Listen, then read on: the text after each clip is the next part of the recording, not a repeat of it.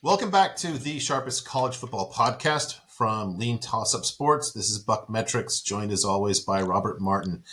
If you missed it in part one of this week's podcast, Robert predicted that Georgia is going 8-4. After a little bit of time to think about that, are you sticking with that prediction? It was about 10 minutes ago in real time. Okay.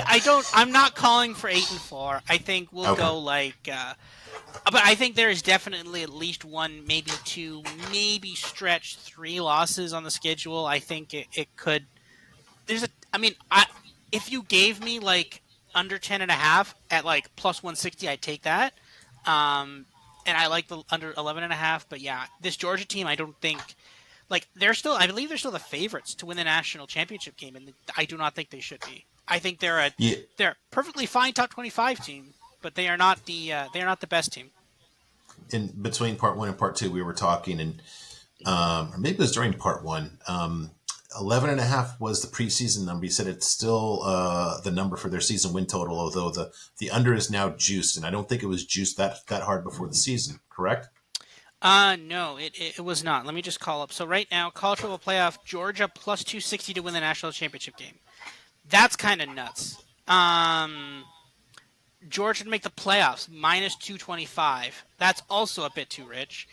And Georgia regular Yeah. season wins under 11 and a half, minus 160. So I have a question about that. If you're penciling in, basically the market is saying it's likely Georgia will lose one game. What game do they lose and then Yeah. also still win the SEC East and then also go to the SEC championship game and then also, like, are they losing to Georgia Tech? Like, who are they losing to that's going to allow them to also win the SEC East? Yeah. You've got to lose to the team that's going to lose too, which is Florida? interesting. There's some. There we go. Actually, you know what? That's not a bad scenario. Rivalry game, it could happen. I bet there's a little bit of Florida win probability in that number, but yeah, those numbers just don't align to me either. Um, Speaking of numbers that might or might not align, you ready to look at some of my metrics here? Yeah. All right, my top 20 offenses. As we can see, we get another week into the season. Last week was the first week of the model. All of the entire top 20 was above a offensive rating to 7. A little more normalization with another data point for most of these teams. No real surprises. I think Washington State being number 7 is a little bit high, but they are what they are. Michigan, after a couple of good outings against some pretty reputable defenses, and Rutgers and Nebraska's up in the top 10. Duke still in the top 20 at number 13. Missouri at number 14. Brady Cook, freed from the shackles of my guy Bush Hamden. In part one, we talked about Maryland. I've got them 15th overall in offense, and a quote elite in terms of a team you'd like to look to bet over. And Kentucky, who plays Georgia, coming up, they're above 7 as well. And next to in there, Liberty and Purdue. Welcome to the Liberty is a Menace podcast, and Purdue. I was a little surprised, and they held up again another week. Forgot to ask our buddy Isaiah if he's buying that. And then rounding out the top 20, North Carolina, and the loser of week 5 in part 1, UCF. What grabs your attention at this top 20? Yeah, so, yeah, Purdue being there is actually kind of interesting. Purdue has not been an amazing team all year, but they've not been a bad team by any stretch of the imagination. Them being top 20 is definitely a little odd to me, but I mean, I figured they'd be somewhere around there. Maybe not top 20, but somewhere around there. Again, interesting game this week with them against Iowa. Um, Purdue offense pretty good. Iowa's defense, of course, pretty good as well. But then Purdue's defense, not horrible. Iowa's defense, horrible. So I think edge would go to Purdue there. I And was we'll offense, I think you meant to say. Sorry, Is Iowa's horrible. offense. Yes, sorry. Purdue's Yeah. defense not horrible. Iowa's offense horrible. So I think advantage goes to Purdue there. So we'll have to see with that one.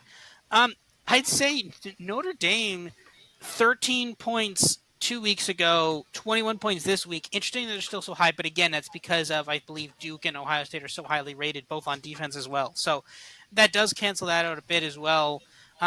Interesting again, 10 and 11, Texas, Oklahoma. Guess who Yeah. plays this week? Noon Eastern. I'm excited for that game. Yeah. That's going to be a good game.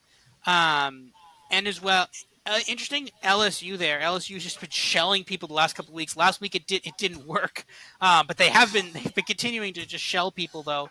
Um, and yeah, Ole Miss up there as well. Ole Miss is a very interesting one where it's just like I can't figure out if this team is good or they've gotten lucky in a couple of games or because the thing is it's like on one hand I'm like okay they're pretty good right they beat LSU they've handled pretty much everybody else on their schedule but then they lost to Alabama which Alabama is not even remotely on your top 20 list they're not even on my top 20 they're approaching my top 25 but they're not even there yet that's probably a bit too harsh on them but like also we can be a bit harsh on them too so um, Yeah. yeah I think There's an interesting little thing coming up later about Alabama that absolutely threw me on my butt when I okay was getting this together. So stay tuned. Going back to something I brought up in part one too. Interestingly, and this is why I think it's wide open.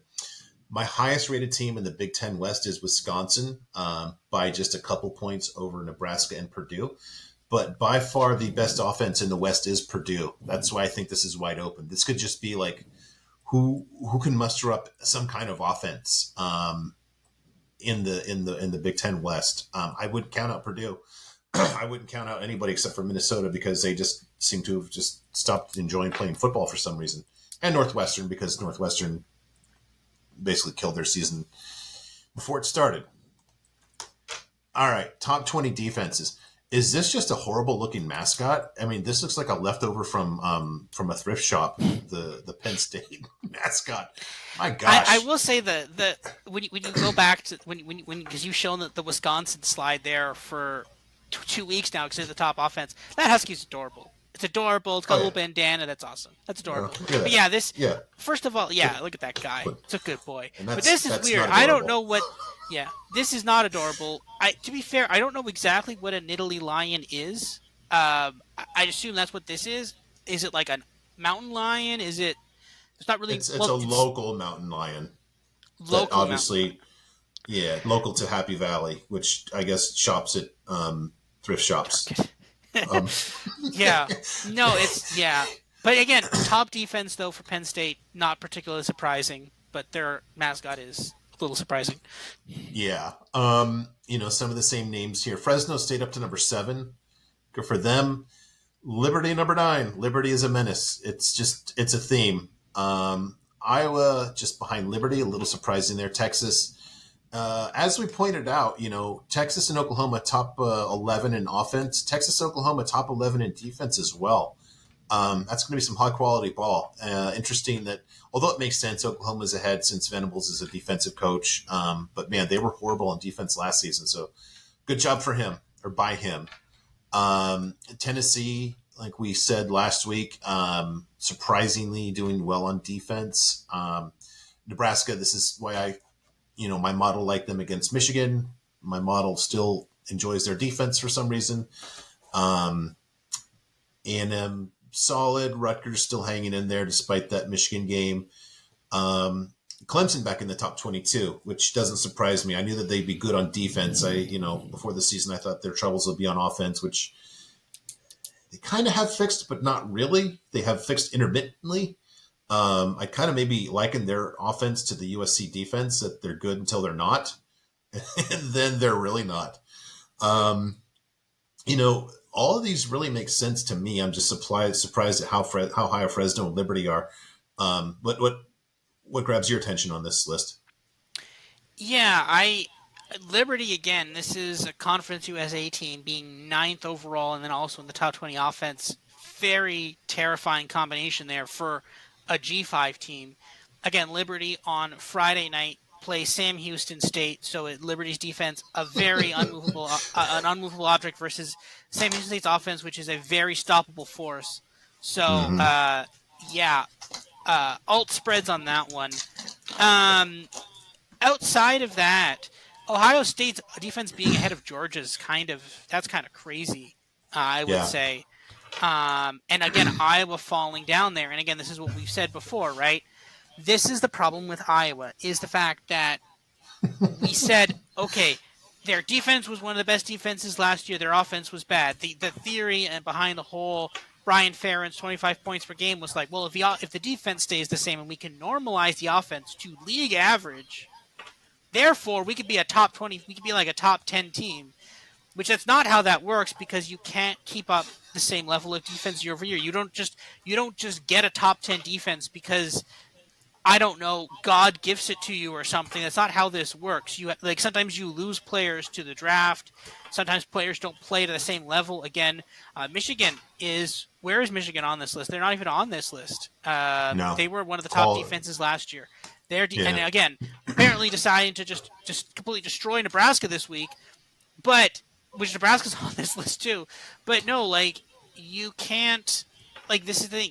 It's not consistently to just have the same.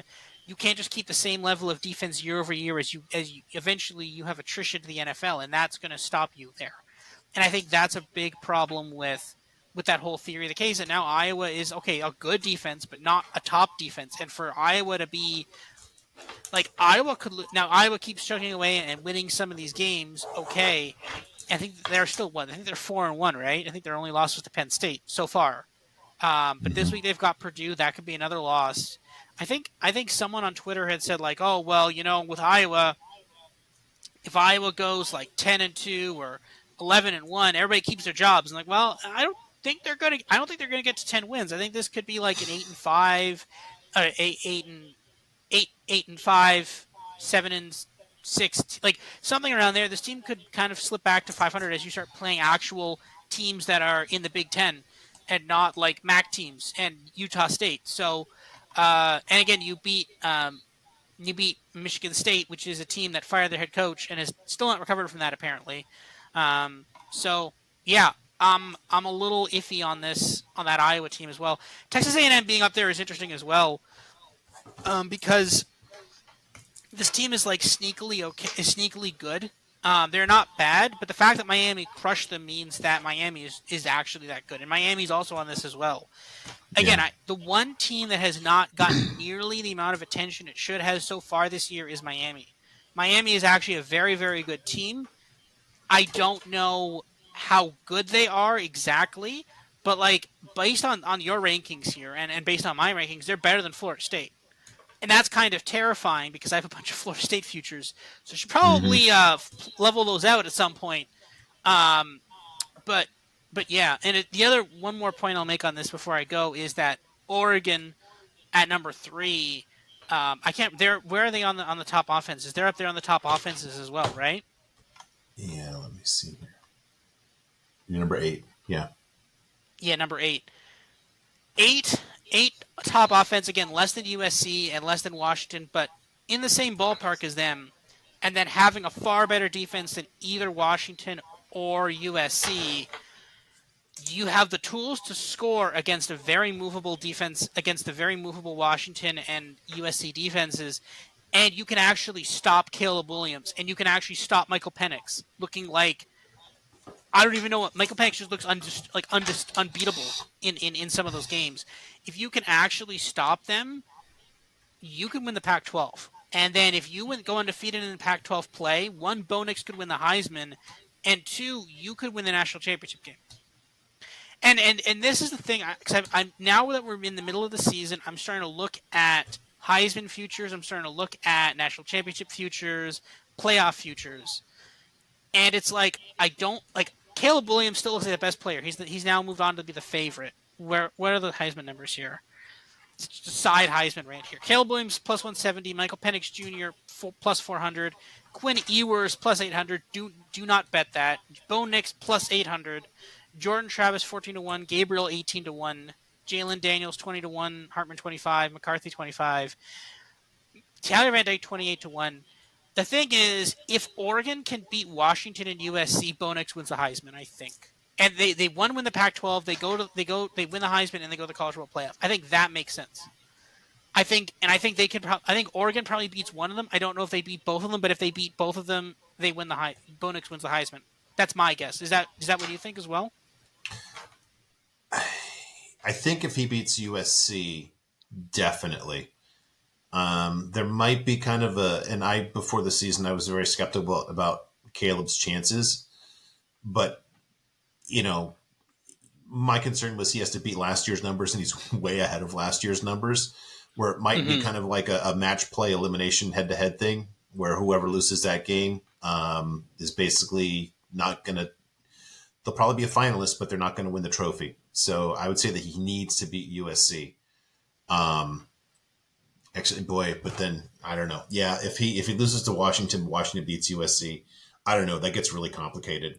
But if I just kind of dumb it down a little bit and just say, okay, if you kind of just say there's a loose correlation, are you kind of getting plus 800 on Oregon winning those two games? It's got to be a better price than money line parlay between those two.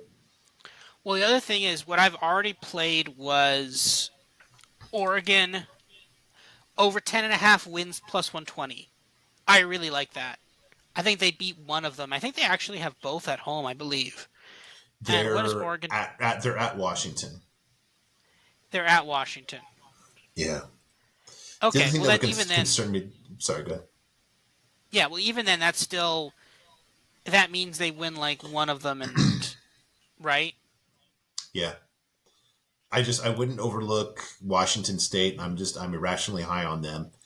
Um, that's the other thing that I'd be a little concerned about too. Mm-hmm. That is true. Yeah. Okay. One thing too about Miami, and this is just maybe the last gasp of desperation of somebody who has a ticket on Miami to win. I think less than 8 games. I need to see Mario not screw things up in a close game. Texas A&M was a runaway game. Great for him. Let's see if it's close against a Florida State, for example. If he can avoid doing Mario things, I'll just put it that way. Mm-hmm. Actually, one point I want to make too about Clemson. Clemson is like sneakily good. They're not bad. I think their defense at least is pretty good. Their offense still has a lot of question marks. But I think maybe after they lost to Duke and after they kept Florida State pretty close. And I think they're actually sneakily a pretty good team. And I think although they've now been eliminated from the college football playoff, and actually I think probably the I think they've probably been eliminated from the ACC as well, Yeah. functionally. If not, I mean, there's probably a path, but it's some weird path where like, but whatever. I think in an alternate, well, in next year, I think there is a non-zero chance they could be like an at-large team maybe, because like I think there's an argument where Florida State would be in it, and then Duke could potentially be an at-large as well, and then Clemson could be like 12th or something. And I think Yeah. it is again extremely, and I'm going to say this probably every week. It's extremely unfortunate we only have 4 teams this year, not 12 teams, because of hotel rooms or some stupid thing like that. Because again, 12 teams would be extremely helpful with getting one USC, Oregon, and Washington into the college football playoff. Florida State, potentially North Carolina, potentially Miami. Like I'm starting to run through like projections as to who goes to the college football playoff and who doesn't, and like I'm starting to get to a point where I don't think the SEC makes it. I kind of think the Wow. Pac-12. Well, because here's the thing, right? Because if you look at it, if someone goes undefeated through the Pac-12, whether or not that's Oregon, Washington, or USC, I think they could beat themselves up, but I think you take a one-loss Pac-12 team, a one-loss Pac-12 champion. The Big Ten, if Penn State goes undefeated, you're not excluding Penn State, and Penn State should be able to take care of business because Penn State's rivalry game is who? Who's Penn State's rivalry game? Nothing serious. Their rivalry game isn't anybody serious, right? The Michigan State is their rival. Okay, that's nothing then, because you don't Yeah. you have to worry about like a final. So basically, they get like it's not a bye, but it's an easier game ahead of the conference championship game. So if they beat Ohio Yeah. State and Michigan, which I think they would, then they're undefeated. Then if it's an undefeated Florida State, an undefeated Miami, or an undefeated North Carolina, they're going to college football playoff. You're looking at a one-loss Bama at least, a potentially a two-loss LSU already. If either of those teams win, it's either a one or two loss SEC champion. Georgia seems poised for another loss or two. Okay, can Kentucky go undefeated the rest of the way? Well, they still got Tennessee, and then they've got whoever comes out of the West.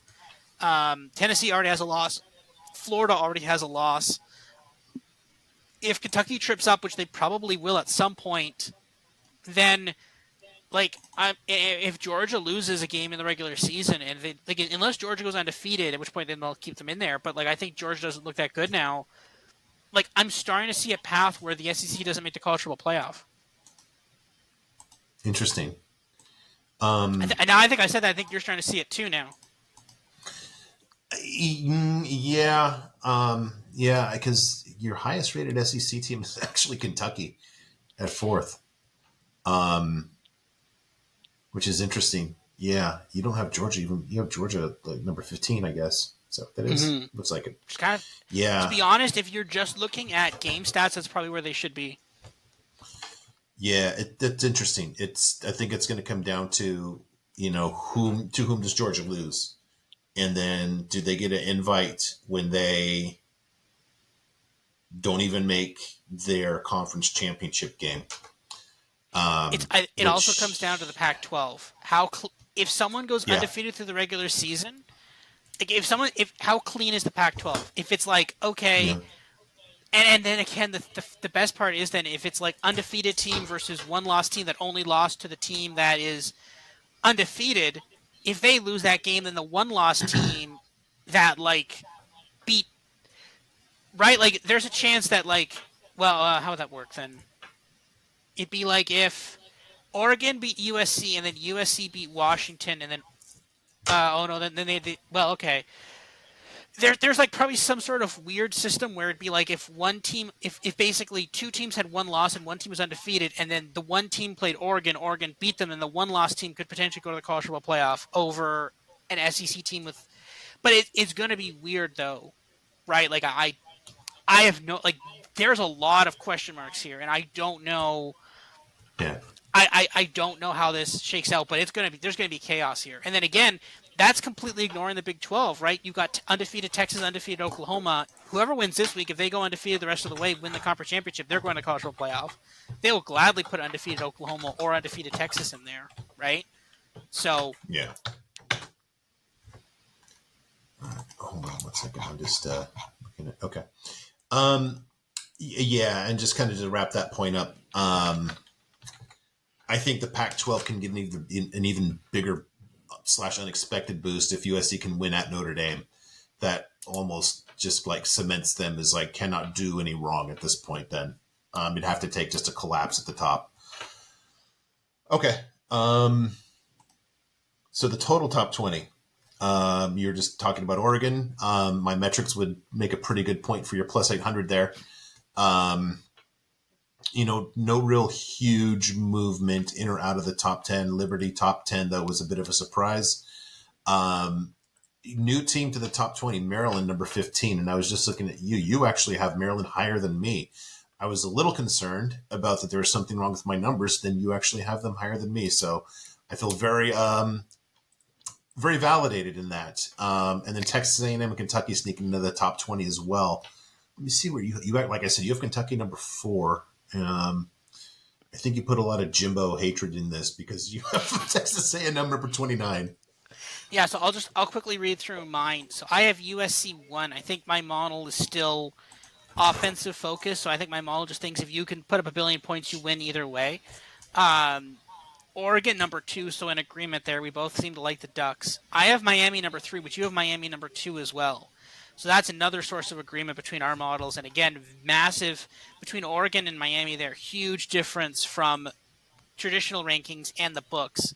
So that's a fascinating one as well. Or basically, our models are both saying Oregon and Miami are huge potential plays. Kentucky 4, Washington. I've got Washington 5. You've got Washington 3. Basically about the same. I have Texas 6. You have Texas 7. I have Maryland 7. Then I have Texas State. I weirdly have Texas State really high. I'm not sure exactly why. I think it's because. I've got an inkling on that later. We can hold on to Okay. that thought for now. Okay. Then I've got UCLA up there, very interesting, which is Yeah. pretty high as well. And then I've got Tennessee, Arizona. Weirdly, my model loves Arizona. Now, to be fair, I believe. Oh no, it wouldn't be with Jaden Delora. My model just really likes Arizona. I'm not completely sure why. Um, I think even the like, and this is kind of the way top whatever list should operate. If you lose to a top whatever Yeah. team, like if you lose to the third or fourth team or whatever, you shouldn't really get penalized for it. Okay, you lost, but you're still good, right? And where people would just immediately drop Arizona because of that, then they really shouldn't be dropped. Oklahoma, they're at 12, just a bit behind Texas, but I still think they have a good matchup against Texas. Then I've got Michigan, Oregon State, Georgia, Fresno State, LSU still here in the 17th. Penn State here at 20. Penn State has actually fallen a little bit. They kept Northwestern a little around a little bit too much. I got Wisconsin there at 19, Liberty at 20. So I actually have Liberty a bit lower than you, but I still feel like Liberty at 20 is still pretty high though. I got Kansas State at 21, Louisville at 22, Missouri at 23, Duke at 24, and then somehow I don't know why my model loves New Mexico State. I don't know why. It has them at 25, and then Kansas 26, UCF. Apparently, it kind of banished them a little bit, but not that far. They're at 27, Ohio State at 28, Texas A&M at 29, and then their opponent this week, Bama at 30. So very interesting. And again, I don't even have Florida State is 40th is 39th, right by Air Force at 38, and Florida at 37th. So my model still kind of hates Florida State for a while, and I have Clemson at 34. So it's interesting what my model likes and doesn't like, but I feel like with Florida State almost losing to Boston College and then kind of not losing but kind of looking like a loss to Clemson, I think my model is still a little iffy on Florida State. But if Florida State comes out, crushes Virginia Tech this week, this can start they'll start climbing up in that ranking because Alabama was like 50 or 60th and now they're up at 30. So just keep winning Knowles, and you'll get back up there. Interesting. My model has Florida State 29 also. So Mm. both of our models not really liking our chances on those Florida State futures. Well, this is where we can get out of those, right? That's the thing. So Yeah, true. True. All right. Ratings by conference, just the things that are interesting. The Big 12 leapfrogged the ACC last week. The other thing, Sun Belt jumped up from 8th to 6th over both the Mountain West and Conference USA. Like I said, the American, not a good conference this season. Look at that. They're ahead of only the MAC, and they are like well behind even the by 7 points. That's monumental behind the Sun Belt. So pretty interesting. Any surprises for you on here? Does this kind of make sense to you? no, I mean this this does make a lot of sense. The Big Ten definitely feels weaker this year. The Pac-12 feels just really good. The SEC as well feels weaker, right? We're used to the SEC being a dominant force, and I think some people are like, oh, the Pac-12 is almost as good as the SEC, or maybe a little bit better. It's like, no, this is a lot better here, and I think that makes a lot more sense. Like some of these SEC, like okay, the top is. I just feel like there's a lot of teams at the top, but I feel like the top is middle compared to the other top of other conferences, and then the bottom is just the bottom. Like Vanderbilt is low. Um, some of the other teams are just not particularly good. Mississippi State is not a particularly good team. Just a lot of not good teams in the SEC, and I think our mod, like this composite rankings and the models are just saying like these teams are bad. It's bad, bad, bad, right? Yeah, going back to 2016, which was the first year. This is the first season, and we're not done yet. But this is the first season, first time I've actually had any conference but the SEC first. Literally every week of every season from week 5 forward, it's been the SEC on top. So interesting, And what we're. yeah, and one point I'll make about this too is that with the NIL, people said it was going to kind of like balance.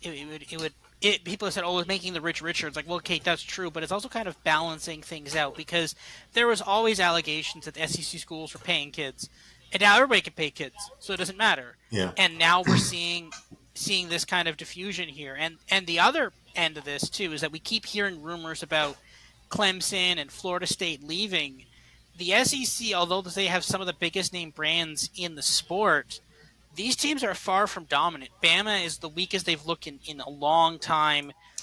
Georgia is the worst it's looked in several years as well. No real team seems dominant. ESPN is having money problems. ESPN owns the SEC contract, but they're having money problems. If you're the Big Ten and you have the rights deal with Fox and NBC, and I think you also have ABC. Oh no, you don't have ABC. ABC is owned by ESPN. But if you have those media rights deals with the other people, and you're like, we want to be the dominant conference here, because first of all, you're actually getting four of the top Pac-12 schools next year. You basically add those, so you add the four top schools to your conference next year. And then basically, if the Big Ten were to add Florida State, Clemson, North Carolina, and like Miami, they're the best conference, and they're the biggest conference and the conference with the most lucrative media rights deal. And then at that point, we then start talking about, is the SEC on the clock to break up and eventually join in with, because like if they became that big, if they got those four big name brands, at what point does Alabama and Florida and Georgia and Texas and Oklahoma and Auburn, when do they say, okay, fine, we're going to go join the Big Ten because they're getting more money than us? Because I feel like if you were to grab those teams, you would become like you would have Florida State, Clemson, North Carolina, and potentially Miami, Florida. You would have USC, UCLA, Oregon, Washington, Ohio State, Penn State, Michigan, Wisconsin. You would have the top brands in the country, with the exception of maybe four SEC teams, four, maybe five, six SEC teams. You would be a far bigger conference and have a far bigger media footprint. At what point do you then start slowly eating the SEC? Okay. Your job is a political pollster. Yes. You know regional attitudes about the United States of America. Yes. Okay. And do you think do you really think the folks of the SEC are gonna join on with the Yankees of the Big Well, I Ten? mean, they're technically not. They're not based in New York. They're mostly based in the Midwest. So, Okay, but they're still Yankees. for money they will. I think that there's too much pride for them to do, but we just disagree. One other thing about I think besides NIL, that is a huge reason why the Pac-12 is at the top.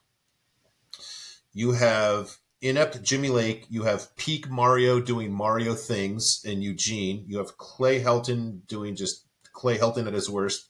And Carl Durrell, all replaced over the last 2 years by really, really good Kalen DeBoer, by apparently really good and excellent recruiter Dan Lanning, by maybe the best coach not named Ryan Day to win a national championship in Lincoln Riley, and Coach Prime, who's already got to prove a concept after like 3 games. I think that's the biggest difference we're seeing, and then the quarterback play that's kind of gone along with that increase in coaching has been just absolutely awesome.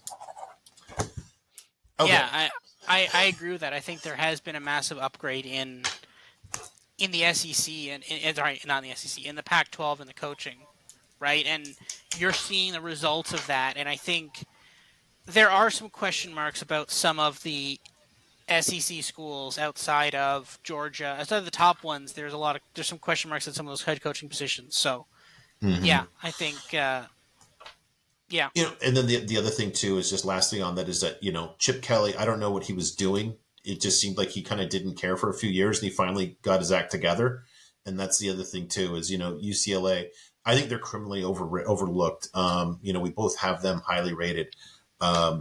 Just and we'll get to this in a bit in my deeper dive, but the fall they took in the polls for losing at 7 at Utah was just stupid. All right, my top 10 Apex quarterbacks. Just a couple of new names in here. The reason I think that your model loves Texas State is the big Ponchatoula, number 7, TJ Finley, checking in for his first visit in the Apex top 10. Another new name. This shocked me. Jalen Milroe. I guess, it's agnostic as to like how bad the bad passes are. If they're not interceptions, I'll just put it at that. There's no minus points for like, boy, you made a really bad decision, but it wasn't intercepted. It's just a harmlessly to the ground pass as far as Apex is concerned. But hey, credit to him. The guy can run, and he can throw the deep ball. It's just everything else that's a little shaky for him. yeah. I will say that Bama has, since losing to Texas, there was huge concerns about with them against Ole Miss. They beat Ole Miss. we were concerned against them against Mississippi State. They Mississippi put them State, away. yeah. Good for them. And again, remember Jalen Miller didn't play in that horrible USF game. He that was the other people that played in that game. So he was spared from that. Like when we think of Bama, we think of like, oh my God, they almost lost to USF. Jalen Miller did not almost lose to USF. That was the other people, not Jalen Miller. So I think Bama is finding their stride, but, huge but there.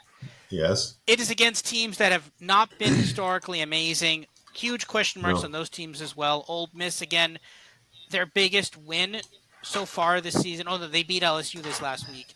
But outside of that, their other big win was Georgia Tech. And Georgia Tech just lost at Bowling Green. So, question marks on some of these teams, and I think you got Texas A&M, you're going to have LSU, you're going to have Auburn, which is actually that's not that hard to beat Auburn now at this point, but I think you have a cross division with you have Tennessee coming up as well. So there are more losses potentially on the schedule for Bama. So Milroe has some opportunity to fall a bit here, but I think Ole Miss and Mississippi State were two of the kind of more permissible defenses, and I think that's kind of why he's been raised a little bit there. And we'll have to see if going up against LSU, well, LSU's defense is horrible, but Texas A&M or uh, or Tennessee can bring him down to earth a little bit there. Yeah, the SEC West is interesting in that it, I'd say definitionally it's open if Texas A&M is looking like the best team question mark. It's going to have a lot more drama than usual. I think that's an easy bet for this year. All right, top Ryan by player. Two new entries in here. Washington still has two of the top 8 now. Brian Thomas Jr. from LSU is a new name in here. Not surprising since they had like almost 50 points against Ole Miss. And then Robert Lewis of Georgia State, going along with the great season that Granger's having. And good job by Sean Elliott, the coach there. They lost their best receiver last year, Jamari Thrash, to Purdue, but they've groomed in along another guy who's in the top 10 nationally in Ryan.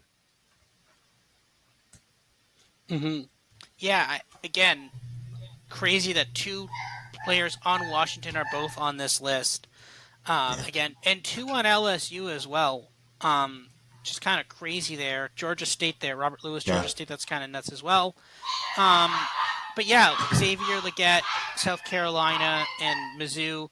It's weird we're talking about the SEC struggling, but like they have a lot of guys on this list. So, interestingly enough, Houston's like not a bad team. They didn't cover the spread against Texas Tech, um, but they're not. They're definitely not a bad team. I think they've definitely improved a little bit, and I think I think they're a team to kind of watch out for. Maybe not this year, but definitely next year potentially as well. They're rebuilding a bit this year after losing Clayton Tune, but I think going forward they could be a force to be reckoned with. Yeah. You know, Houston, going back to them for a second, that Samuel Brown's been in this list basically since like week 2. And I'm curious, but not curious enough to watch since Houston just seems like a bad football team this season. But maybe if they're playing an interesting team, I'll probably watch them just to see what this kid's about. And then this guy at 5th, Gage Larvadane or whatever his name is at Miami, he's been there since the first week. He's not dropped out of the top 10, which is interesting since Miami's offense is okay, second best in the MAC, but that's not saying a lot. All right, top Ryan by team. The only real new entrant here is Louisville at number 10. I think if we go back, we can see that Jack Plummer was. Jack Plummer was in the top 10 for Apex at number 10. So just Louisville just coming along as a passing offense. Nothing really new or illuminating on here. An interesting thing I will say there about Louisville, though, you see there in terms of Ryan, they're only 11 yards behind Notre Dame in terms of Ryan. Louisville 6.5, 7-point dogs this week. Notre Dame's coming down to visit them. Well, actually, they're not. It's not that far down. They're just the states border each other. But interesting dynamic there. This Louisville team is not bad. They've played a couple of close games, but that's due to them having leads and then and then basically them playing insanely conservative because of those massive leads. So don't fault them for that. This Notre Dame team is a little on. I'm not. I don't have the most faith in this Notre Dame team. Watch out for this Louisville team. They could pull up an upset this week because the thing is, no one's paying attention to this upset for Notre Dame. They could lose this game, I believe. Yeah, that line is sneaky short compared to I think pub for lack of a better term. I don't think it really mirrors the widespread opinion or impression of these two teams. I'm looking for it right here. Where is you, Notre Dame? What is that number? It's like 7, right? Yeah, there it is. Sevens. I see some sevens, six. I think I saw 6.5 somewhere, but yeah. Yeah, interesting. Okay. Top running offenses, 3 new in the top 10 as my dog sparked their approval at the Toledo Rockets going up into the top 10. I forget they played a pushover last week, and I think they played Northern Illinois, and they have a horrible defense, so that pushed them up here. Tennessee, really unfortunate. I don't know if you saw Brew McCoy's out for the season. He had a really bad injury against South Carolina. Now they're able to run the ball, but that's not really what they do to really make themselves super awesome. But it's good sign, I guess, that they can run. And then Texas popped into the top 10 after going against Kansas, and they just ran for a considerable amount against the Jayhawks. Oh, and Air Force went back to number 1. I don't know if you remember. I think Liberty was ahead of them last week, but hey, Brady Hoke, the cure for the common run offense, I guess. Again, Air Force and Liberty, watch out for them. Those are two teams that no one really pays attention to them. You get them with massive. You can basically don't be afraid to lay. And this is again, these are teams that we're like, oh, there we have like 3 touchdown favorites. They're only like 1 or 2 touchdown favorites. We play them and we usually do really well with those.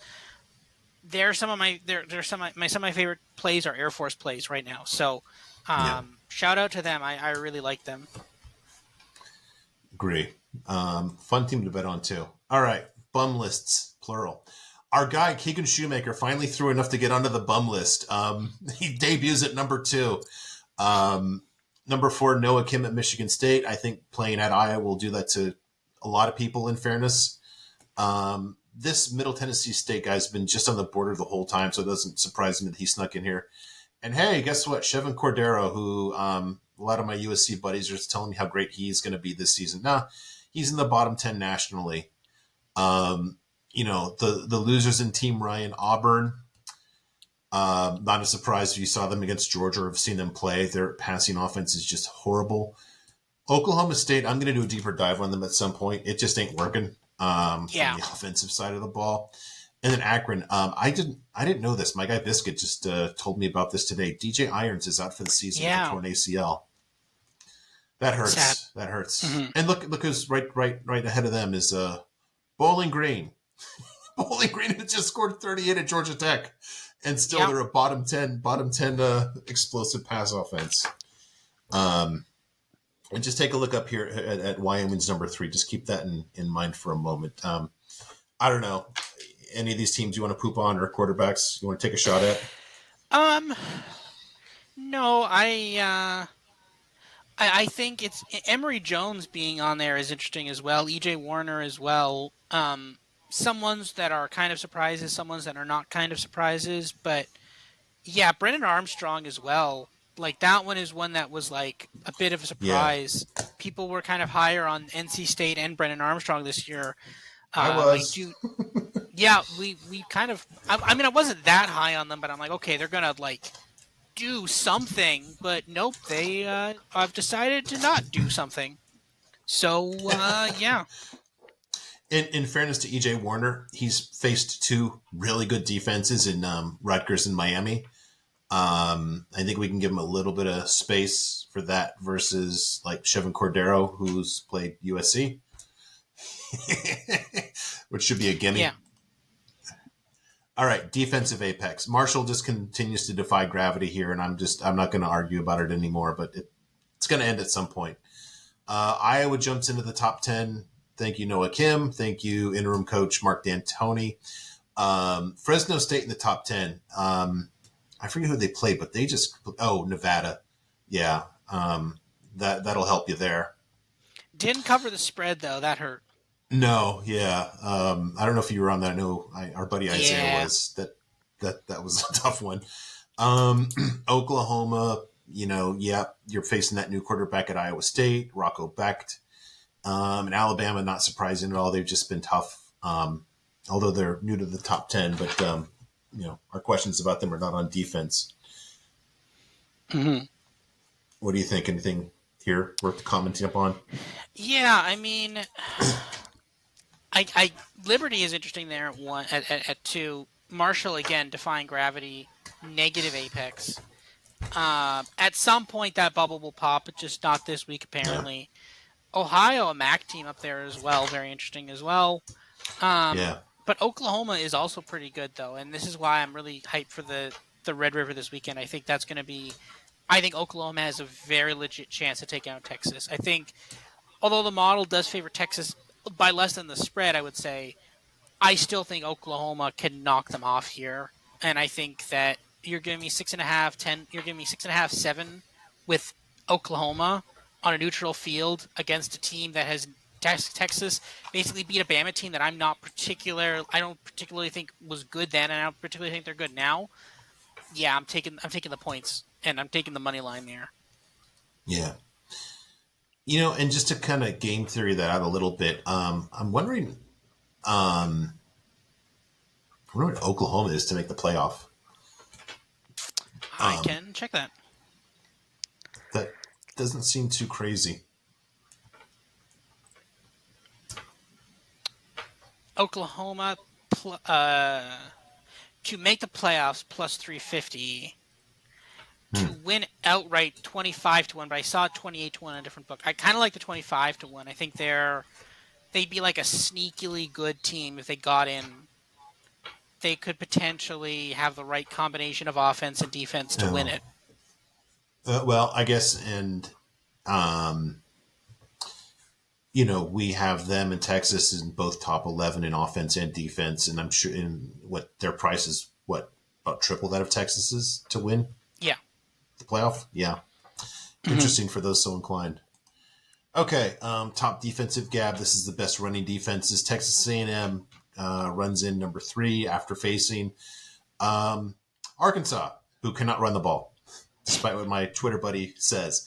And James Madison debuts in the top 10 at number 5. I think they played Troy, who's not really great on offense. And also want to point out UCLA in the top 10 still.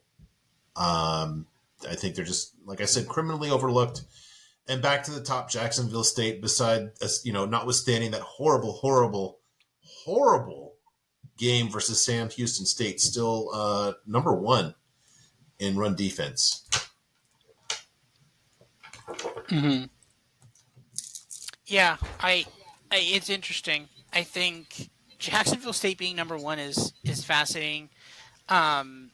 Texas A&M being up there is interesting as well.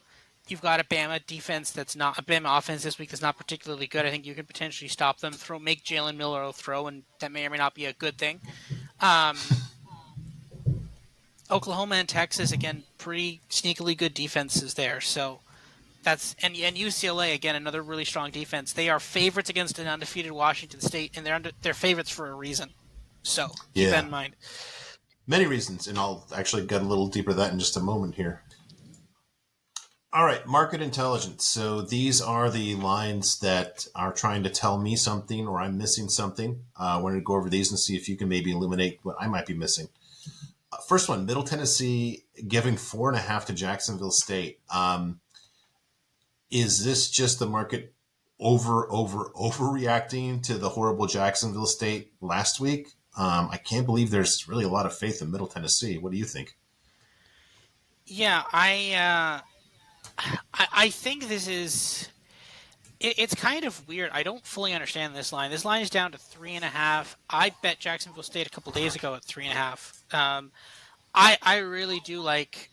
I really do like Jacksonville State here. I think Middle Tennessee is not that good. My model still kind of likes them, but not that much.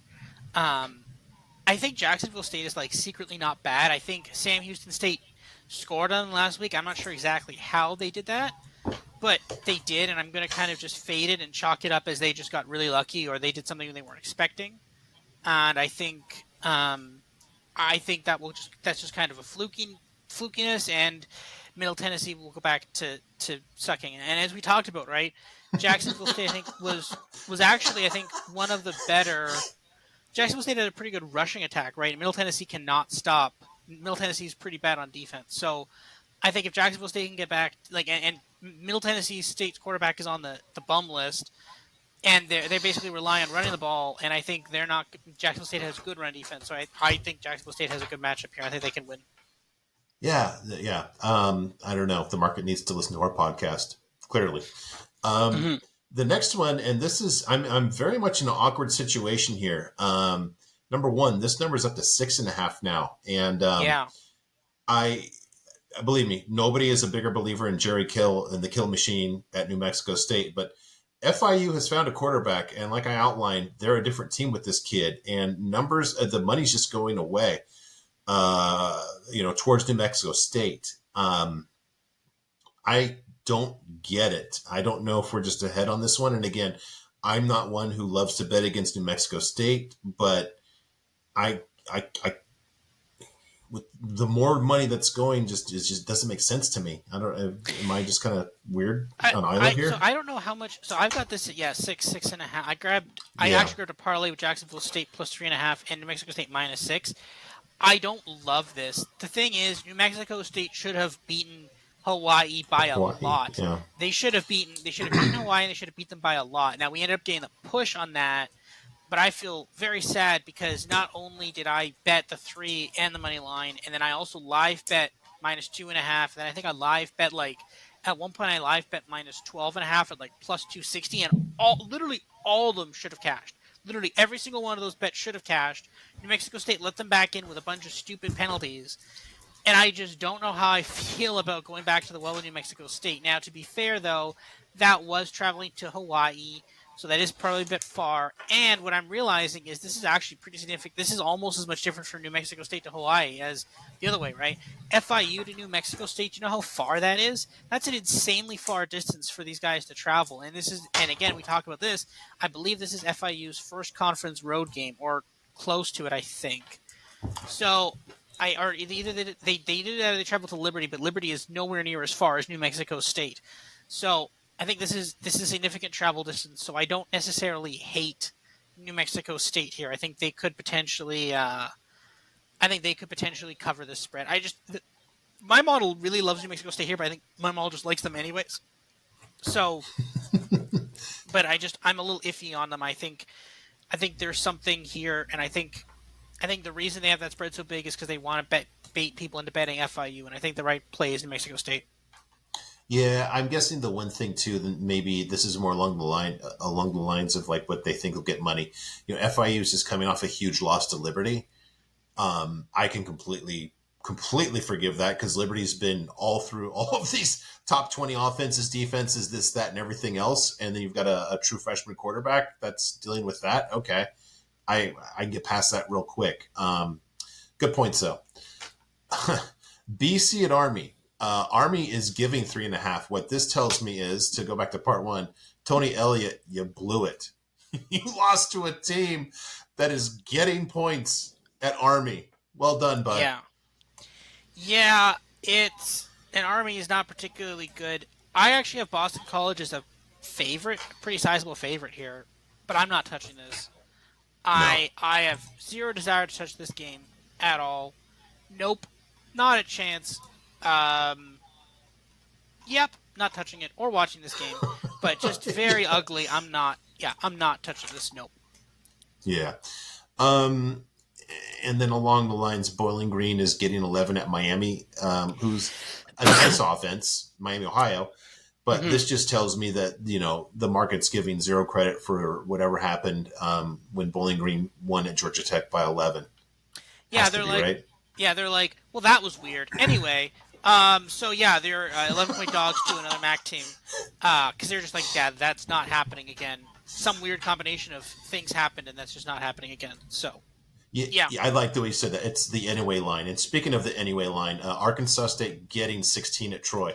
Arkansas State has had a couple of good weeks on offense against hopeless Southern Miss and hard to figure out Massachusetts. And I think them getting 16 at Troy is basically an okay, anyway, kind of line, as you said. Mhm. It is interesting. I do only have Troy as 9-point favorites, so I'd slightly lean towards Arkansas State in this. But I'm not again. This is I'm not touching this. No, That is like a I good luck. can't. No. No, the thing is, on one hand, I can't trust Troy. I feel like Troy is a little too overvalued, and they're due for regression at some point.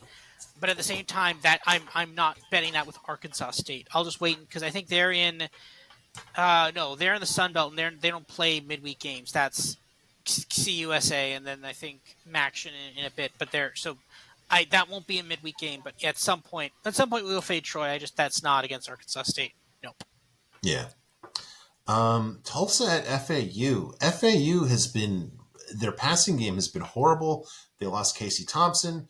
Tulsa actually looked really, really good against Temple. I actually have Tulsa just straight up winning this game. I don't get FAU giving points to Tulsa now.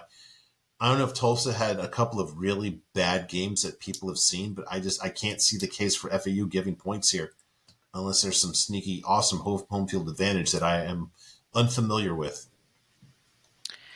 What do I have here? Yeah, I have Tulsa -7. So I think I think I've bet Tulsa already on some book somewhere. I've bet Tulsa already. I remember looking at that. I'm like, Tulsa's not bad.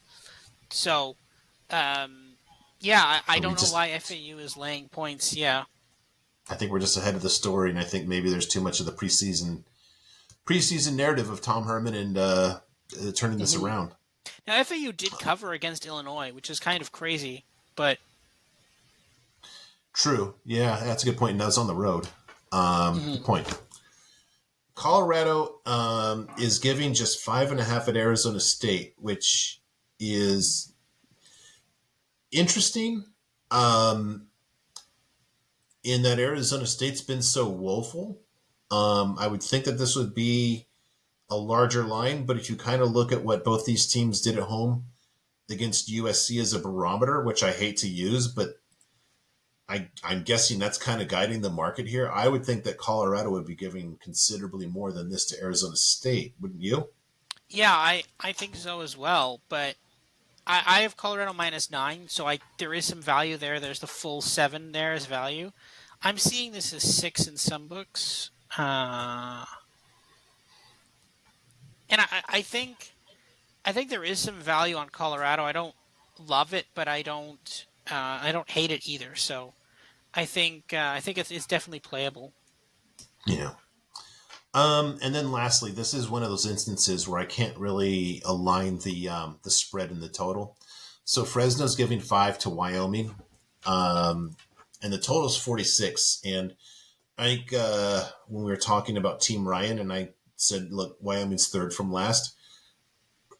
Fresno, I had them as like a top 20 defense, if I believe. I think they're a top 10 defenses, if I remember correctly. Sorry, there's just a lot that I've shown here. Let me pull this up real quick. Fresno, I have as number 7 nationally. And I'm not saying my numbers are the best and be all end all and the complete source of truth. I just have a hard time seeing a really bad Wyoming offense scoring 20 points. Now, maybe Wyoming can keep it within 5 points because they're tough at home and they're a good defense. I just can't see. This is projecting to basically, what would that be? 42, 21, 26 to 21 Fresno. I can see Fresno getting 26. I can't see Wyoming getting 21 points. They're just not that good of an offense, and they're Yeah. playing an elite defense. I, do you kind of see it the same way? Just the spread and the total don't line up to me at all. To me, the spread doesn't make sense. I actually I have Fresno as a much bigger favorite. Um, where is Fresno here? Is this a yeah? This is one of those late games on Saturday. I think This sounds like CBS Sports Network. Yeah, it is a CBS Sports game. Fresno, it's the most CBS Sports game. I have Fresno State minus 21, and I kind of like Wow. that line. I think the thing is, I think there's probably some like conference road game on this too, but at the same time, it's not that far. It's only now it's a very small stadium, so you're not getting the kind of electric crowd you would get with Fresno State. 'Cause they have actually a relatively bigger stadium, but at the same time like, okay, people are like, oh, you never want to have to go out to Wyoming. Okay, but you're not that far in Fresno State. You're northern. Fresno is what, mid California, right? Yeah. So you're not I that guess far. yeah. If we're gonna play this game, I that's I don't know if you fly into Laramie. It's not like Laramie is a metropolis, and I don't know if for Fresno charters, maybe that's part of it. And I think Wyoming is actually the highest elevation in all of FBS. Mm. But is that going to gas the defense? I don't know. We'll find out. I love those. Well, ordinarily I'd be all over this, but that's at the same time as Arizona at USC. So this will be my secondary game. Kind of Mm-hmm. my during commercials and halftime. Yeah. Oh, okay. Um, Deeper dives. So I mentioned this last week, and I just wanted to quantify everything. So, kind of the background for this, I've just titled this "Road Trips from Hell." It's really those first, and you just mentioned this quite a bit in part one and part two today. That first conference road game is just a bitch. And I noticed this after a few years of the Pete Carroll era. So I just thought a good kind of, good test case would be look at his entire record when he was at USC for all 9 years. And we've got basically what he did in his first conference road game. So he went 4-5 with an average margin of winning by 5.3. That's basically all a function of this crazy 2005 game where they just, that was that best offense ever that USC had with Leinart, Bush, Lendale, and 3,000-yard receivers. So you compare that 4-5 with an average margin of 5.3. For their other Pac-10 road games for the rest of the, all those seasons, they were 25-5 with a margin of 15.8. Because this is near and dear to my heart, I'm not trying to say one thing or another. Just it was a really big example that it taught me a lesson. I think that we can probably, impute this, to seasons going forward. And for example, I just pulled up for the Pac-12 the first conference road game for every team so far. Now, Washington State has not yet played, so there's 11 games here. So road teams are 4-7. What's really interesting here is against the spread, they're 2-9. Arizona State, improbably, I did not see this coming, covered at Cal. The only other one that covered was Oregon, and Oregon kind of covered themselves in their own poop for about 2 quarters in that game. They were actually trailing Stanford for way too long, Mm-hmm. considering Stanford's got some challenges. So I bring this up. Obviously, there's something here. Now I've got the big caution sign here. The sharpest approach here is to quantify the trend. Don't just look at this and just say automatically, yeah, okay, well, Washington State's at UCLA. I'm going to bet I'm going to bet UCLA then. You might be ahead of some dopes out there, but the same dopes are probably also missing that UCLA is just criminally overlooked too. The big thing here is to quantify the trend. So, I've mentioned this a little bit, and I think that, as some off-season homework, I think Robert and I really want to go back and just kind of go to this. And this is interesting. You can, as a proxy, maybe say, okay, maybe a team's about 10 points worse in that first game versus, you'd otherwise expect. But really the thing is point spreads are more of a symptom than a cause. I'd really want to look at the underlying, like, okay, points or yards per play, interceptions, just the stuff that should be repeatable in other environments, and just you'd be able to, isolate, okay, how much is just this one instance really setting a team back? So Yeah. that's Actually, your homework. Take care of that, mm-hmm. will you? Yes. Okay. I'll do that for no. I mean, in the off season, yes. Not for next week though. No, I really like the caution sign there, and it's an important point that I'd like to say too. Is that yes, be aware of this trend, but don't necessarily blind bet this trend, right? So, for example, you could say, "Oh, okay, well they were 2-9, so let's just blind bet the other side." And okay, well, yeah, you may have had some success there, um, not necessarily guaranteed success. And the thing is, I'd say like, okay, look, if you like if you like the home team in that case, if it's the first game at home versus like okay, bet that team. If not, then if you like the road team, then kind of stay away because the thing is again, those spreads are generally shorter anyways, and then they still fail to cover those shorter spreads because they try to get people to buy in on those spreads. So basically, it's just because it's a game on the road doesn't mean it's a lock. So always be a little careful of that and don't just be like, well, blindly bet a trend. That's one of the things I generally hate is blind betting trends. Um, there's always used to be some of these trends like, oh, every NFL preseason game bet the under. Well, guess what? People just said, screw, we're just not going to care about defense anymore. And then like the over was like 11-2 or something in a 1 week, like or Yeah. some insane thing. Like when people start saying like, and the one movie I saw before, kind of similar to what we do here.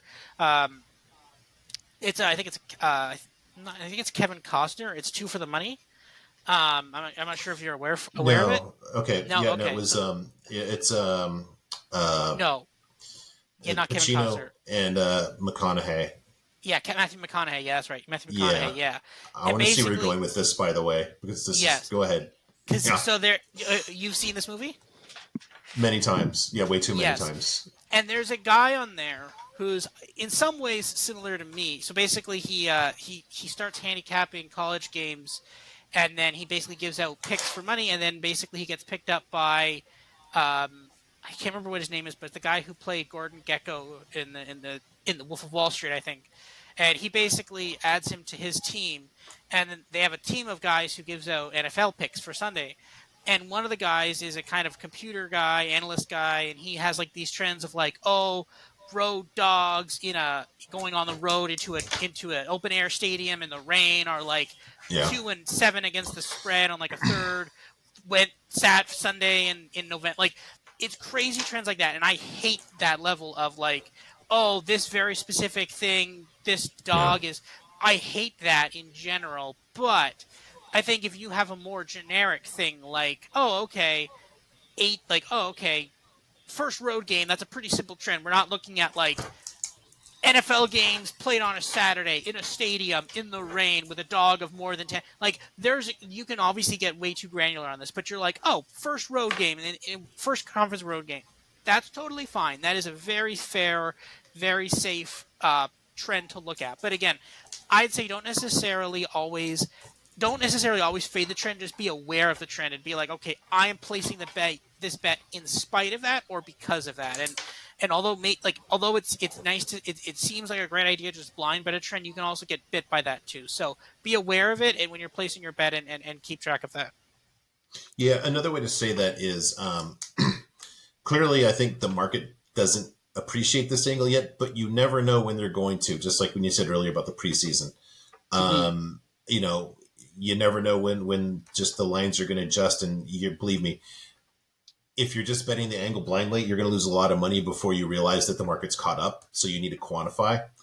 The second point I want to make out of this is to go for 45 seconds into a horse racing analogy.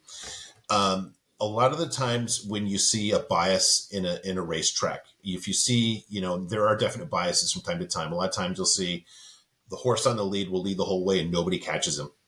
And the better thing than betting on the day of the bias, that's nice, but you kind of don't know for sure. But when you look back and say, this day, all the horses on the lead ran. And if you know it was an extreme bias, at the next time, if you had a horse that was trying to come from behind but just couldn't get up for the win, different circumstance, different day, you know that the circumstances will be better. I bring that up because you can see a lot. Okay, just to use an example, like who just stunk last week on the road. Washington looked like crap. I wouldn't just say, oh my God, Washington's terrible. Washington was in a bad spot. And I guess the other thing is like Arizona was in a great spot. They were catching a team making their first road trip of the season in the conference. I have zero confidence in Arizona's ability to be equally as good at the Coliseum. Not to spoil anything, this is not a game we're going to do. I don't expect Arizona's defense to be anywhere near as good against USC at the Coliseum as it was hosting Washington in its first game. Takeaway there being quantify it and then know not just what you see at the game, but how can you take advantage of that after the game where you're going to be ahead of the market. I actually saw a piece in The Athletic that said, hey, Arizona's defense is ahead of schedule. No, they're not. They stink. They just were in a great spot. 2 weeks ago, I just showed that their defense still sucks this season. Thirdly, you said that there's someone in the movie Two for the Money that's like you. Does that mean that you are a mediocre actor in really shaky, horrible movies? No. I meant in terms of because he was big on like I think he Yeah. did computer modeling and stats, and it's like because I remember when I watched that movie, I'm like, oh, is this me? And then he did all these weird sort of trends. I'm like, no, that's not what I do at all. Like, No. Yeah. yeah, Yeah. That movie, it's kind of entertaining, but 80% is entertaining for the wrong reason. I'll just put it that way. yes, But it's one of those I can't really pass up though. All mm-hmm. right. Buck the Bookie. If you're interested, just take a screenshot of this. If you don't know the rules yet, anything that you're interested in right now, I'm still ahead of you and DraftKings. You need to cash some tickets here. Granted, these are all futures, but you Yes, gotta cash something for at least 500 well, the swing would be you have to make up 500 on me. yeah. I feel like I'm in pretty good shape. I think. Okay. I would say that the only bet I'm kind of a little like worried about a couple bets. I'm worried about Ohio State champions and maybe LSU, but I think they'll figure it out at some point. And then obviously Texas is concerning, but I like Big Ten. I like Penn State Big Ten, and I like Florida State to make the playoffs. I like those. You don't have a Pac-12 bet, and you were just talking about Oregon earlier. Yeah, I know, but the problem is I gave a bunch of Oregon lines away, so I don't know. I don't even know what. Okay, fine. What would you give me Oregon to win the Pac-12? Let's find what DraftKings says. Well, we've kind of beaten that to death. I've That's the I one line I and didn't say. Yeah, I and actually kind of smart people I whose opinion I value think that they're the best team in the Pac-12 at the moment. I wouldn't give you more than plus 180.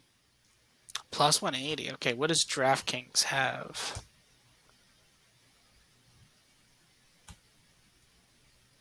Plus 220. That's actually the best. That's better price in my book. So okay, give me 75 at plus 220 for that. And then what would you give me Air Force to win the Mountain West? Oh yeah. Now you're taking my own plays and just turning them back in my face. Yeah, this is tough. Yeah, they're. See, you're not going to get the dead money angle with me. I'm pretty sure that DraftKings is going to be your spot to go here. I can't give you more than like 220. 220. DraftKings is Yeah. plus 190. So I'll take 50 from that for you.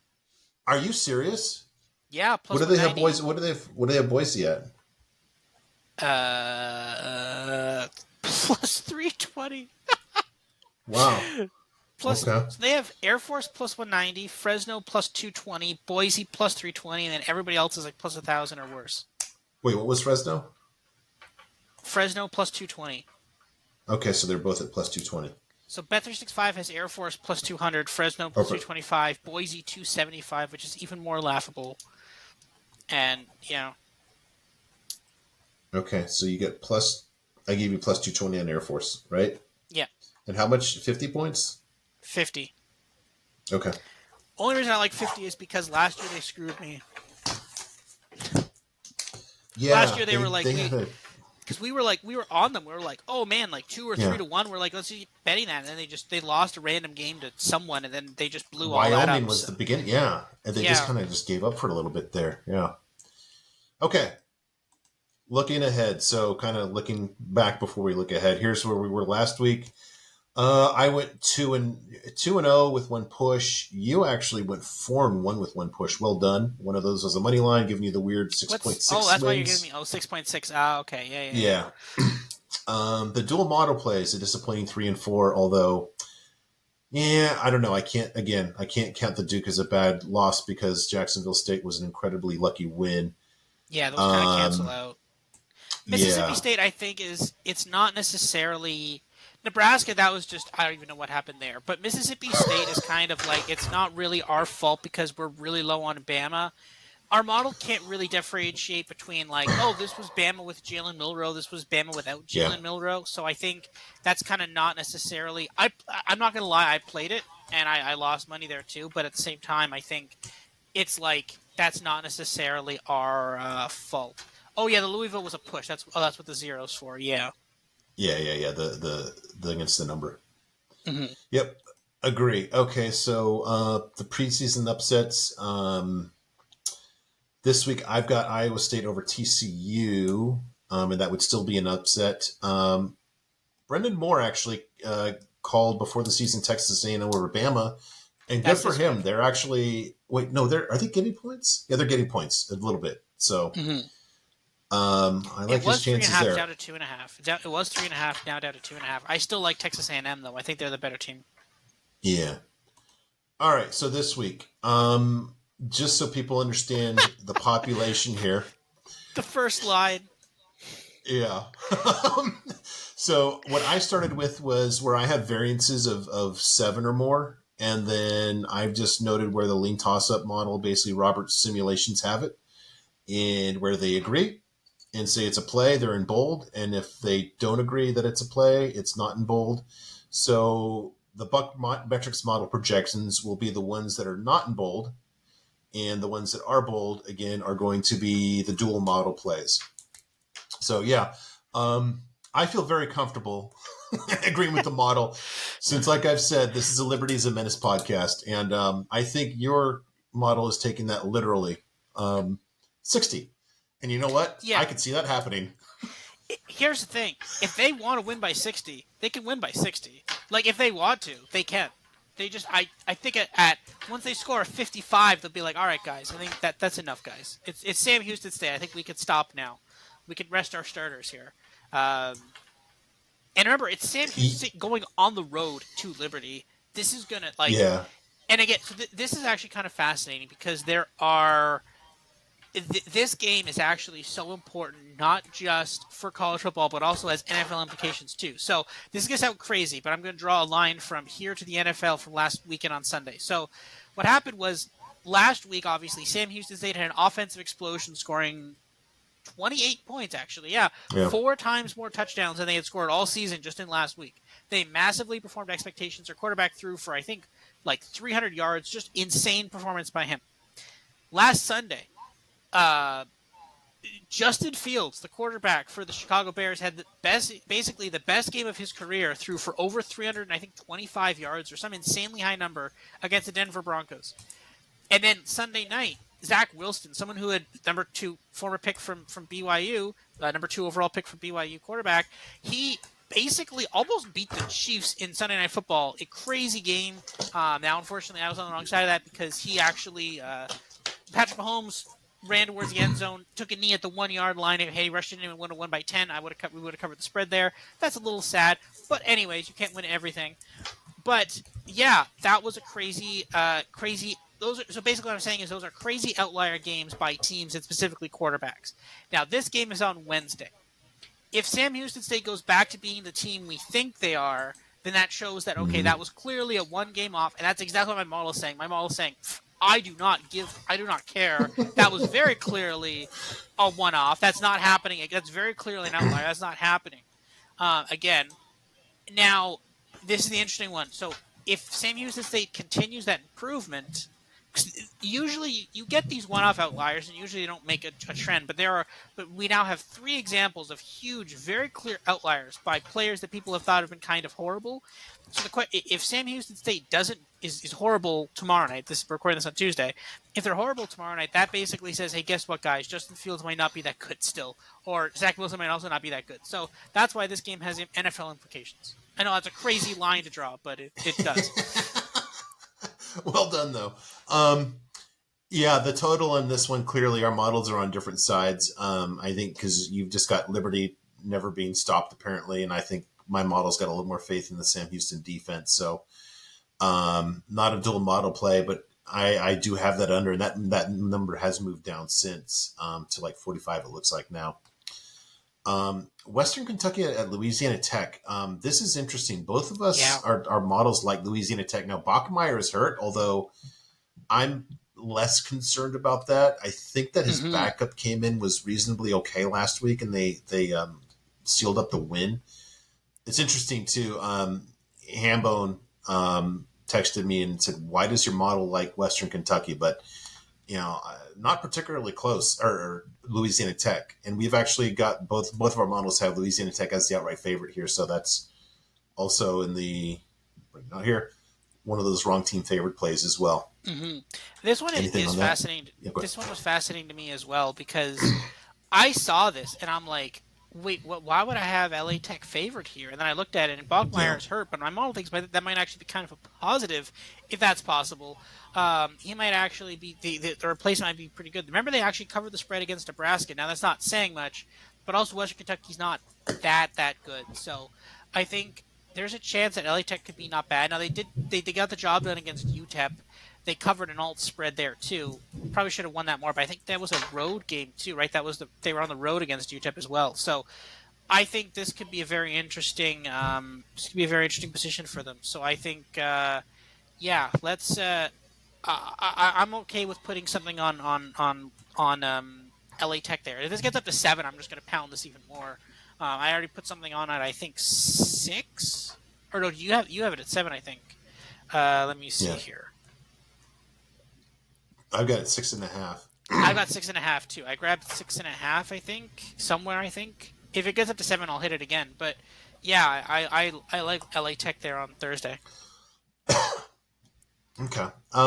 Yeah, the next one. This is interesting. I've got this as a clear play, like I talked about. I think it was at the end of part one. Western Michigan actually is the third best offense in the MAC. They're very much improving.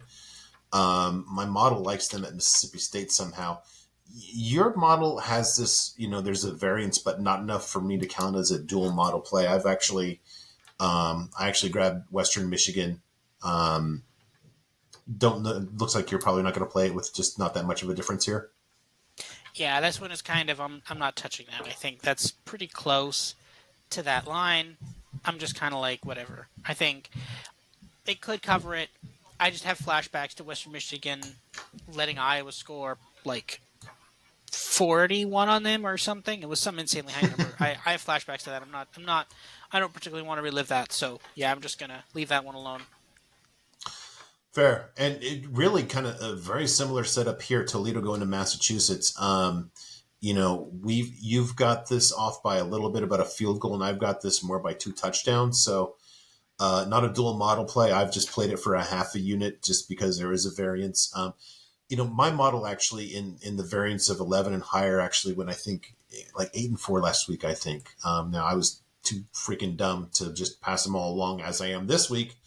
Um, so apologies to those of you who followed my plays and didn't get all of them. You're getting all of them this week. Um, I will say Probably this. Yeah. Oh, okay. Go ahead. Finish. go. No, Then I'll. no, Okay. please. I will say it's fascinating though that like sometimes our models are like both on the same side of being like against the line, but sometimes like one of our models agrees with the books, and the other sometimes the other one does, and the other one disagrees. And I think that's a really nice point to have, where it's like, okay, you're out alone on this. Like last week with Kansas. Now, again, that's not necessarily the same thing because Jalen Daniels was out, so it's not necessarily fair. But um, I think that it's very nice to have it sometimes where like the other model kind of acts as a ground for the other model, where it's like, okay, one model thinks this is value, the other model doesn't, then you don't play that. I think that's a very safe thing to say. Don't touch that, and I think that's a really good, nice feature to have. Yeah. Well, that's how the dual model plays went like 59.2 or 4% last season. Hmm. Um, on the former of that, literally, we both have the same total here at LSU and Missouri. We both have 77. with totally different methodologies. Pretty interesting. Hmm. I hammered this one. I don't like overs as much as I do unders. I'm more confident in unders, but definitely like this one. When LSU can only win games by scoring like a billion points, I think it's okay. Yeah, and just to remind you, going back to the BuckMetrics metrics part, Brady Cook is actually a higher rated quarterback than Jackson Dart by a good amount. So if you're worried about can another team repeat what Ole Miss did? Yeah, the offense as a whole isn't as great, but there's a better passing attack. And if you saw that game, truly the real weak link of LSU is in the back seven there. Their pass defense is horrible. Hmm. Um, I'm going against you on this next one here. I'm pretty comfortable with the under here. My model loves unders.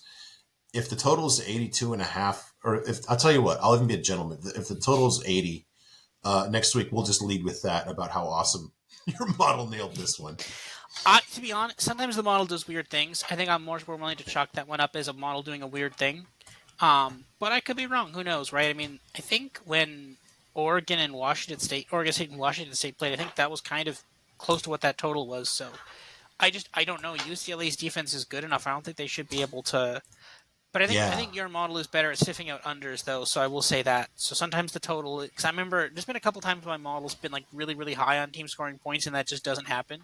Like the last two Notre Dame games as well. So I think I mean I still like the model. Don't get me wrong, but I think sometimes it's not the greatest in terms of points scored, and there's reasons for that. But I think that's something more to look at in the off season. I think there are some other changes I need to fix this year, and I think I've fixed a lot of the games between teams from different conferences. That's been fixed.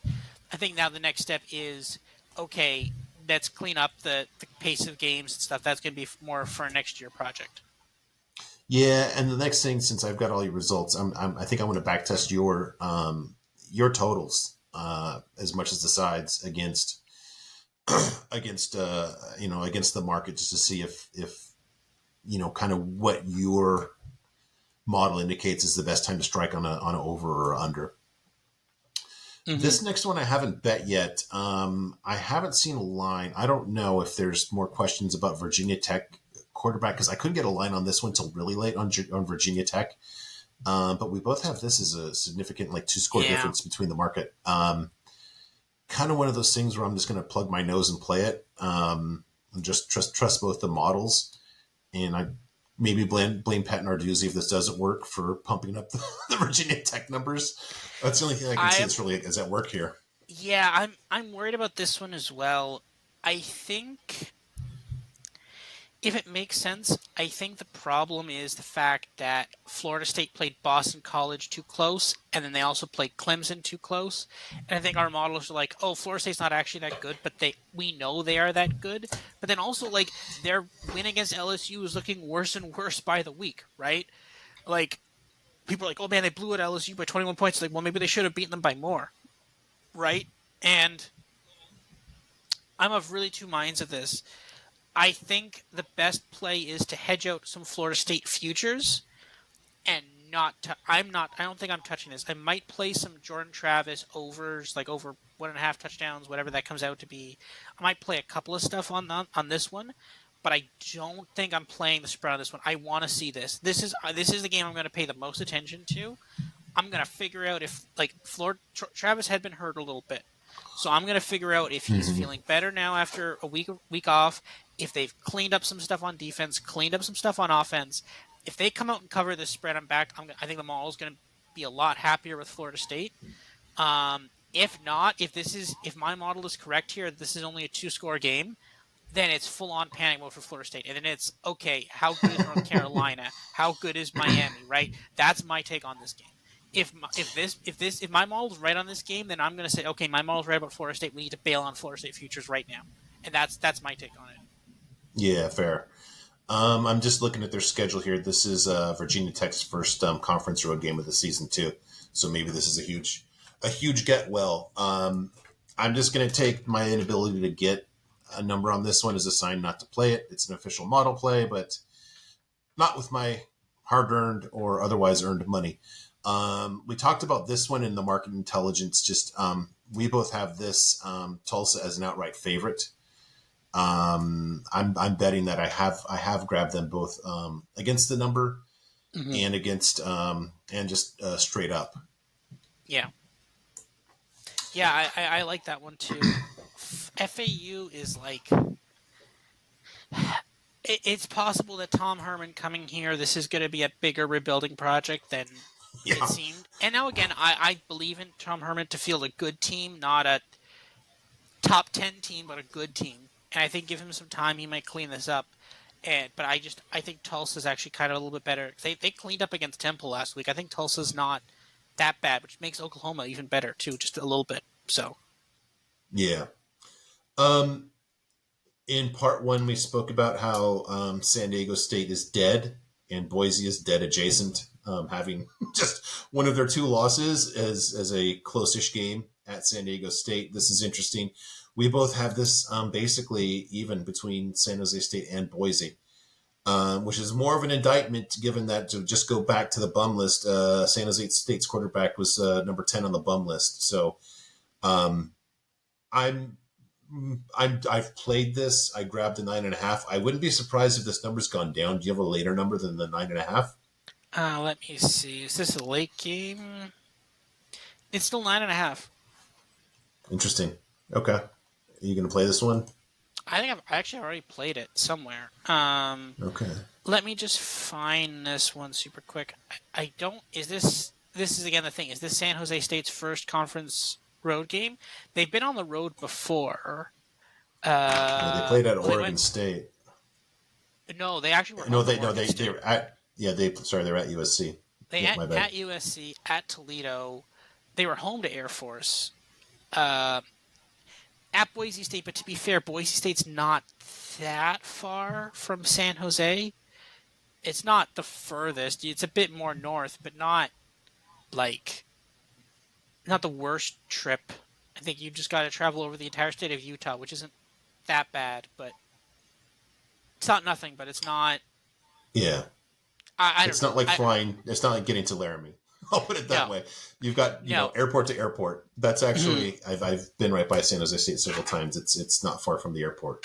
That's a nice mm-hmm. airport too. If you're ever flying to the Bay Area, flying to San Jose, it's a very Yeah. nice, pleasant airport. If you're ever flying to Canada, never go to Pearson Airport ever. It's horrible. Fly to Buffalo Okay. instead. I'm not joking. Okay. It's. I went on trips last year, and like every airport, I'm like, why is this infinitely better than Toronto? Like literally every airport was infinitely better. Toronto is just horrendous. There is no food, nothing. It is massive lines. It's just horrendous. Just yeah, Buffalo is better. I go through. I've gone through O'Hare so many times. O'Hare is amazing, beautiful airport, and I don't even think it's like. I think people are like O'Hare is okay. I'm like this airport is amazing compared to Toronto. So, but but no, San Jose State. No, I actually do. I like San Jose State here. It is a bit. It is first non-conference road game, but they did go to USC. I just don't think Boise's that good. I just give me the Mm. 9.5 and give me a little bit on the money line there. I'm not putting a ton on this, but I kind of like I do like San Jose State here. Yeah, I'm very interested to see what this will be at kickoff too. I've just got a feeling that this number is going to move away from Boise. Um, yeah, this next one doesn't surprise. I guess I'm a little surprised that the market is. I don't know. Maybe they're looking at the fact that Georgia Tech beat Miami last season, but I mean, come on, man. That's just kind of unforgivable. Just what they did against Bowling Green. Now maybe there's okay, they beat Miami last season, and maybe there's also the whole nothing makes sense at Georgia Tech where they lose stupid games and they win nice games. So maybe this is a nice game where they give a better effort, but this is a dual model play. I think I made a small one on this. Yeah, Yeah, I this is I just grab an I easy was one. able to grab this on Sunday at 20.5, which I really really like. So Nice. I'm not liking this 20. I think it's 21.5, so I'm not touching that anymore. But I got in there and I'm happy with that.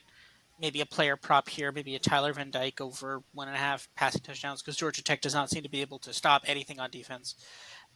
So I do like this though. I feel like the market just hasn't caught up with Miami. Slash the market is like I think the market thinks Miami's good, but not like they've been just severely undercovered. And I think I worry that. I mean, here's the thing: our model just because our model likes something doesn't mean our model's not like infallible. So our model could be saying, oh, they're really, really good. But then at the same time, they're actually not that good. They've just been puffing, like padding their stats basically against kind of worse teams.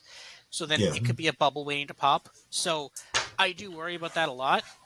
So we'll see, is what I'm saying.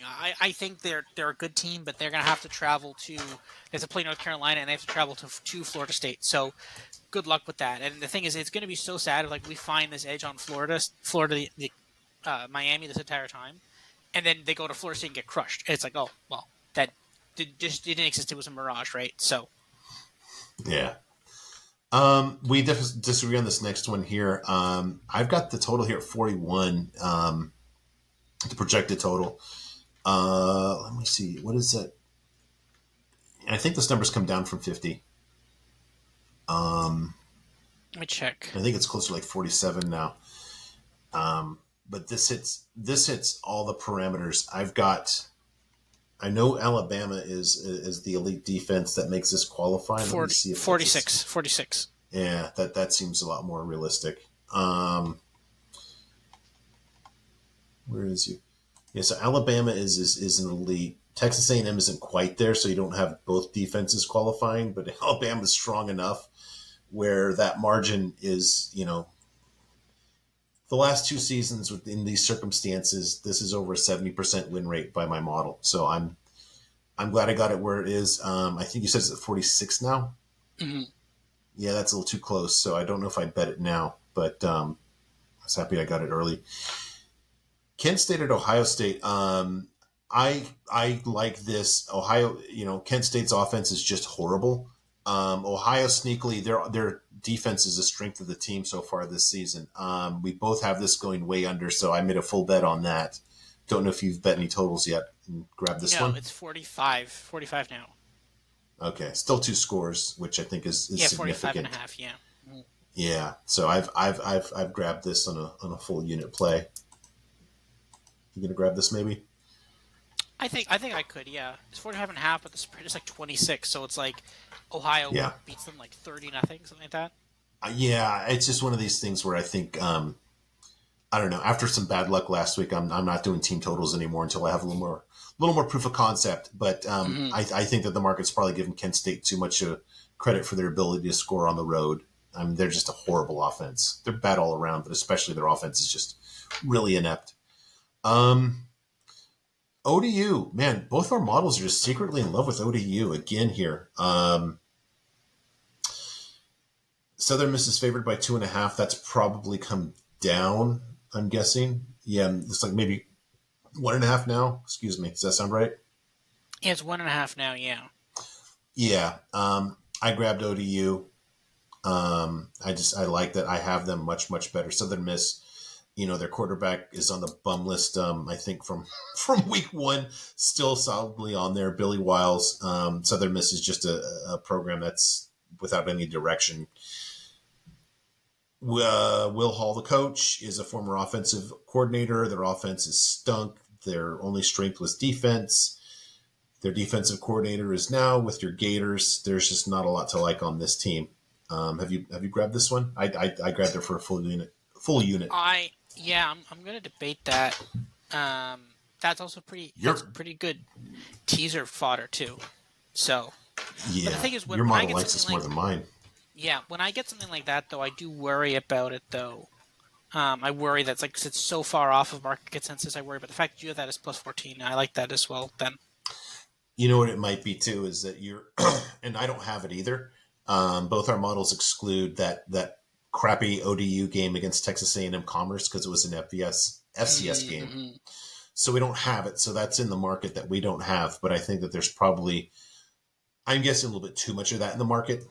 Southern they Miss did just they did sucks, cover man. against Marshall. They did cover against Marshall too. Yeah, yeah. Mm-hmm. They actually jumped out to a big lead too. Mm-hmm. They're due to win. All right, Arkansas at Ole Miss. I actually had Ole Miss really favored here.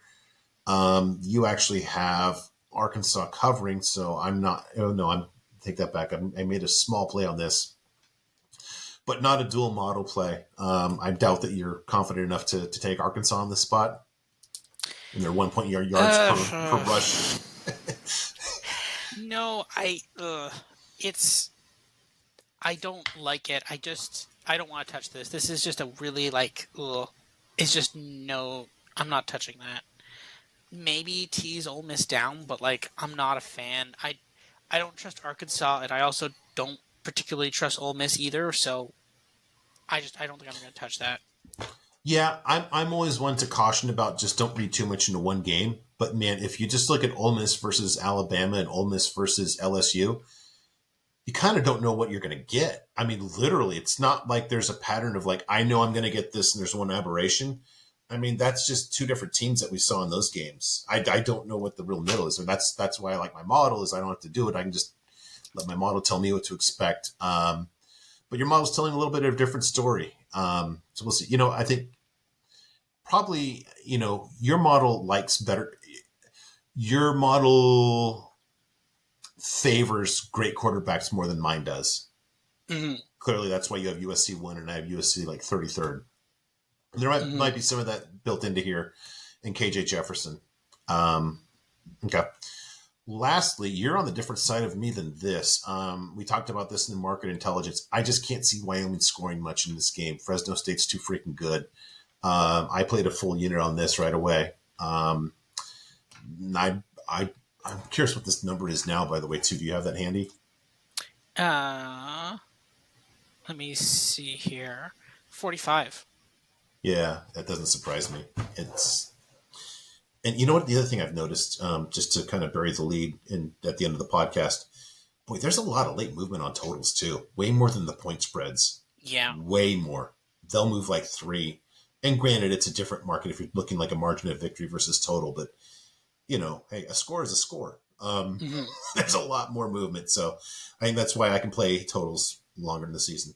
So, just to remind everybody, so when you see the bolds, those are dual model plays. The other ones that aren't bolded are just my model plays, my plays that I've got.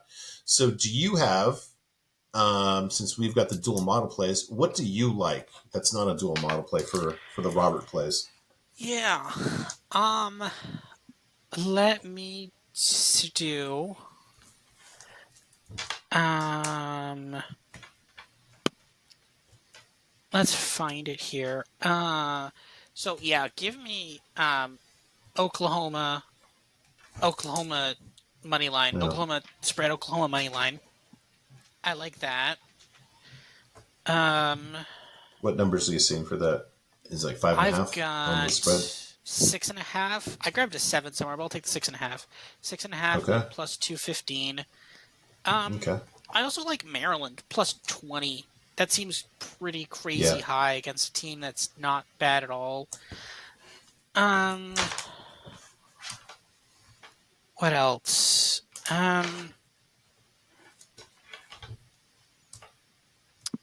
Where was the other one here?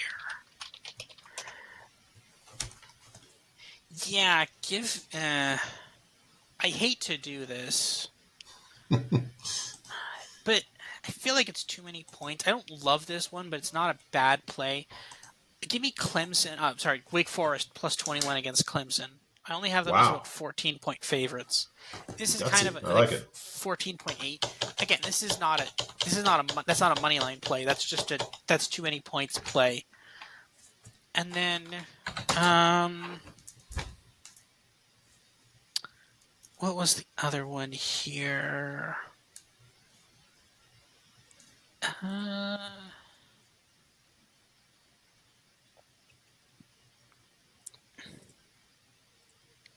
and then uh give me I think yeah, give me Texas Tech at Baylor. Texas Tech, if you want to do, it's -1, -110 or -115 money line. They're functionally the same. I do the money line there, but if not, you're getting a push anyway, so it doesn't really matter. But I don't see why Texas. I'll be playing the money line specifically because in my book, if a team goes up 17 for Bet365, if a team goes up 17, you get the cash out. Your bet is marked as a winner no matter what. So even if Wow. so, like it gives you an out. Like that has been really nice sometimes, even in some upsets too. So like because there's been some times in games where like I think it was Yeah, there's been some times in games where it's like I have a massive underdog and then they win. They get up 17, but then the other team comes back and then literally, but because it was a massive spread anyway, the spread's won. So like literally they're playing in overtime, but I'm just like I don't even care. Like it doesn't matter who wins this Yeah. game because the spread's gonna cash, and the money line's already cashed too. So I'll play. I mean I'll play that. But if you want to play the -1, go ahead. That's I don't see why Baylor is favorites, or I don't see why this is even close. So Okay. All right. And then lastly, wrong teams favored. We've hit on this a little bit. We mentioned Louisiana Tech and Tulsa. Didn't mention Purdue. We've both got them a straight up favorite. Last week, these plays went 1-1, but you got a 15% ROI because the one that did hit, I can't remember who it was. It was Virginia Tech. That was a plus 130. So we'll just track these separately too. And with that, we just look forward to the games. The podcast is over, buddy. I'm sorry, yeah, but there we football go. tomorrow. Cuse action. Football tomorrow. Q's action. Yes, I'm that's excited for it. this. Actually, there's gonna be some good games on weekdays now. I think I saw online there's now 50 straight days of either college or NFL football Yeah, at night. So I saw yeah, I I'm saw that excited for tweet that. too. Yep. Yeah. So Starting with here we Jacksonville go. State tomorrow. So Yes. okay, good luck everybody. We'll see you next week. See ya.